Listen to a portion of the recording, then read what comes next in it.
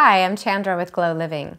Through my coaching work with men recovering from a loss, I met Martin Marks. He's the founder and CEO of Martin Marks Institute. And after several talks with him, it became clear that he'd be a great guest for the Lessons Learned video series. Martin's a master facilitator with a law degree from the University of California, Hastings. He has over 20 years of experience and a career dedicated to resolving conflicts in the most high-stakes of situations. He's used his skills as a global leader and trainer in the Mankind Project to help everyone from CEOs to convicts in maximum security prisons.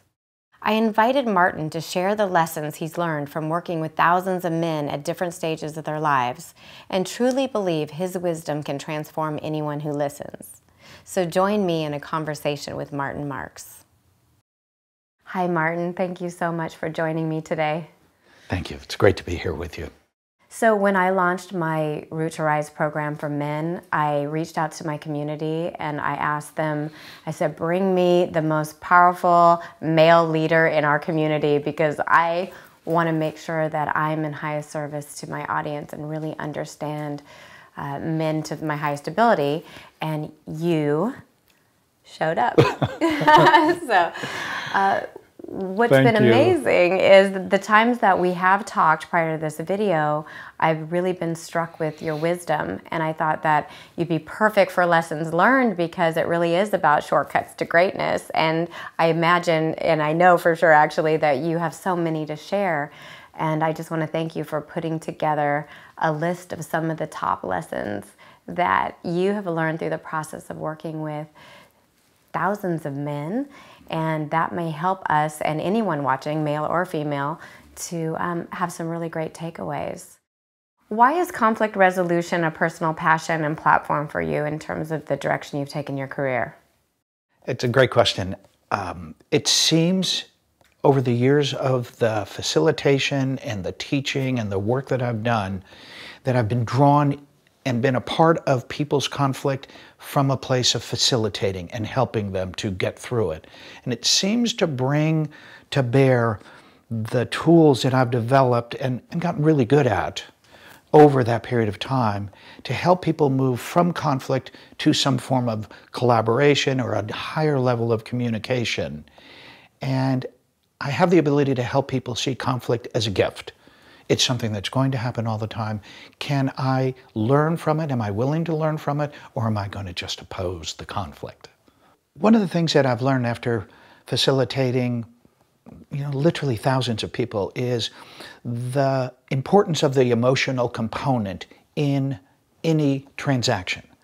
And as long as that remains unaddressed, tucked away, set aside, which is what happens in the mediation world, then it's my belief that the same conflict is only going to arise again because the emotional component has never been addressed. I find it critical to first address what is happening emotionally in this exchange, in this conflict, and begin to find out what is causing your anger, what is causing your sadness, and look at that and find out what it's here trying to tell us. Once we deal with that, we can then move on to a more substantive nature of, all right, how's our communication as a result of that? Quite often, when the emotional component is addressed and the communication issue is addressed, probably 80+% of conflict goes away. It's been resolved. There's no conflict there. It was a perception of conflict.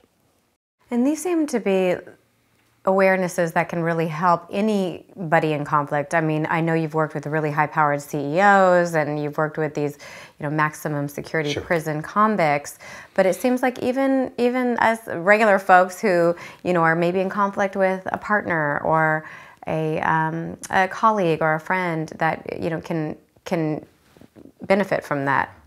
What else have you seen has been something that is a big takeaway in terms of helping people with, the turning point of resolving a conflict? Like, what do people really need? Yeah. Well, I look at, when you mentioned some of the work that I've done, and dealing with, higher level executives, however that class is defined, their conflict is no more important and is no more painful than the conflict I experience when some event is going the way is not going the way that I think it should go. So I don't attach a value to, a certain level of conflict or a certain individual or a certain class of people being more important. The pain a man feels in the ending of a relationship, the conflict that he may be feeling in that whole transaction is just as painful to him as anyone else's. So in talking about some of these lessons, you and I have hit on a couple things that seem to be underlying needs that people have when in conflict and what it really takes to get it resolved. Is there something you can share about one or two of those? Sure.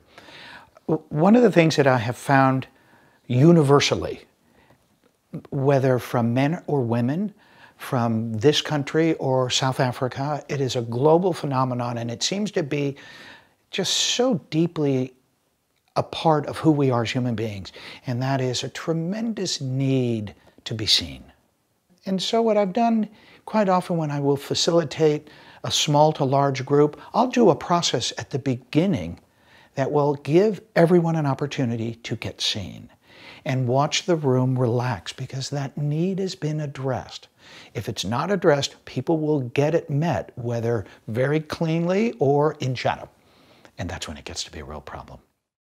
Seeing someone and letting them know that you see them seems like a true gift. What can people do to help give that gift to the person that they're in conflict with? I think one of the ways to do that is to be aware of how well am I listening to that person.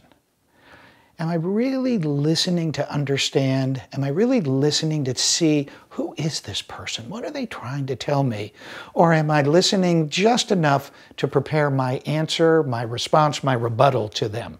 Okay, so in terms of how we can help people know that we've seen them, I think the listening piece is really key, making sure you're actively listening, but is there something they need to do in terms of mirroring them or validating them? I mean, there's some different communication skills that might be appropriate at that time. That's a good question, in that there are some very simple tools that can be used. And quite often what I have found is when I've been really listening to someone to understand what they're saying, when they're done, is just to hold their attention and say, I really hear you.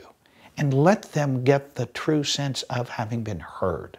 Because really what they want to do is to be seen, to be heard, to be understood for who they are. Without a whole lot of judgment, without a whole lot of conversation, they want to simply be seen. Right, and a lot of people will be defensive, so they can't necessarily offer that reflection, right? Because they're thinking, like you said, about the rebuttal. What am I going to say to defend myself here?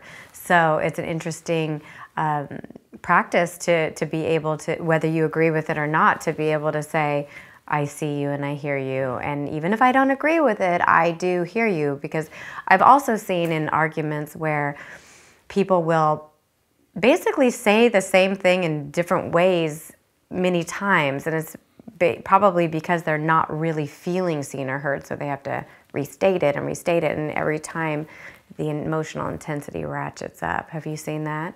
All the time. I think people tend to get frightened by the intimacy that occurs by simply listening to someone else and then saying, I may not agree with what you said, but I heard you. And this is what I heard you say. And to give them a sentence or two and feedback to what they say, feedback what they said, the response is just outstanding, of that sense of, wow, he really listened to me. He may not agree, but he listened to me. And so the conversation takes a whole different attitude around it. That in itself is such a huge life lesson. If we can put that into practice and put our own needs to defend ourselves aside just to hear and see someone, I bet you the response that we would get would be so positive. Yeah. And one of the simplest things to do is at a certain point is to look at the person and say, what I hear you say is, and then repeat back what they said. And it's just a simple tool, and it has tremendous impact.